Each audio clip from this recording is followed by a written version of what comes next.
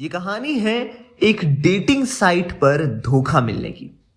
पहली बार dating site पर मिलने के बाद पलक और सिद्धार्थ दोनों ने एक दूसरे को नंबर दिया और बातचीत करने लगे। धीरे धीरे एक दूसरे को पसंद करने लगे। पलक सिद्धार्थ के साथ शादी के सपने सजाने लगी, लेकिन एक दिन कुछ ऐसा हुआ जिसने सब कुछ बर्बाद कर दिया। पलक को 1 करोड़ रुपयों का चूना लगाकर सिद्धार्थ मर गया। पलक ने खुद उस धोखेबाज सिद्धार्थ की कहानी बताई जिसने डेटिंग साइट पर प्यार भरी बातें करने के बाद उसे फंसाया। दरअसल पलक ने एक साइट पर अपनी इस कहानी को शेयर किया। पलक के मुताबिक वो सिद्धार्थ नाम के लड़के से अप्रैल 2020 में डेटिंग साइट पर मिली थी। कुछ दिनों बाद ही उसे लगने लगा कि वो एक मैच्योर और सच्चा प्यार करने वाला शख्स है। कुछ दिनों में ही दोनों ने मोबाइल नंबर शेयर किए और व्हाट्सएप कॉल पर बात करना शुरू कर दिया। पलक कहती है कि हमने एक दूसरे की कहानियां शेयर करना शुरू की। ऐसा लगा कि वो मुझे सुन रहा है, समझ रहा है। लगा जैसे हम करीब आ रहे हैं। हम दोनों इस रिश्ते के बारे में बहुत ही सीरियसली सोच रहे थे। अगर सब कुछ ठीक चलता तो हम शादी भी करते। हालांकि लॉकडाउन के कारण हम मिल नहीं सकते थे, लेकिन मैसेज और कॉल्स के थ्रू हम कांटेक्ट पूरा कर रहे थे। पलक कहती है कि बात शुरू करने के करीब 1 महीने बाद सिद्धार्थ ने पहली बार मुझसे पैसे मांगे। बतौर फैशन डिजाइनर उसे एक बड़ा कॉन्ट्रैक्ट मिला था। इसी का बहाना बनाकर उसने 25 लाख रुपए मांगे। जब मैंने उसे बैंक और दोस्तों से पैसे मांगने की बात कही तो उसने बहाने बनाए। बाद में उसने कहा कि 10 लाख का कुछ जुगाड़ उसने कर लिया है, पर 15 लाख अभी भी कम है।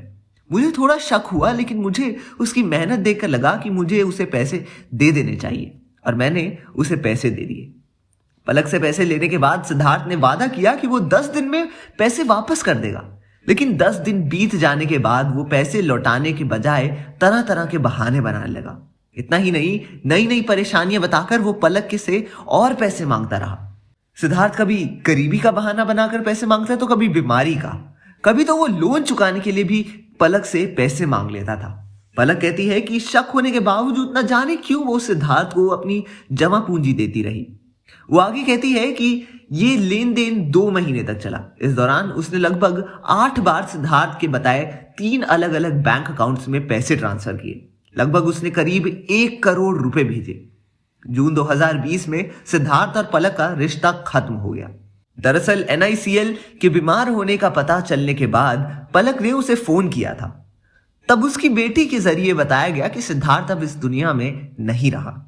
जब पलक ने कहा कि उसने सिद्धार्थ को 1 करोड़ रुपए उधार दिए हैं तो उसकी बेटी ने जवाब दिया, पैसे लौटाने पर सोचा जाएगा। यहीं से पलक का शक यकीन में बदल गया कि उसके साथ धोखा हुआ है।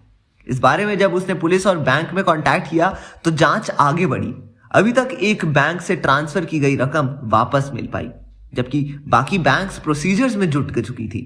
वहीं पुलिस डेटिंग ऐप से जानकारी जुटा रही थी। फिलहाल पलक ने दूसरे लोगों को ऐसे फ्रॉड से बचने के लिए कहा और बताया कि वो अब कभी किसी के झांसे में नहीं आएगी। सच में पलक की ये कहानी सबको एक बहुत ही इंपॉर्टेंट मैसेज देती है जो हमें फॉलो करना चाहिए। तो इस कहानी को लेकर आपकी क्या राय है हमें कमेंट सेक्शन में जरूर बताएं और देखते रहिए हमारे चैनल बॉलीग्राज स्टूडियोज।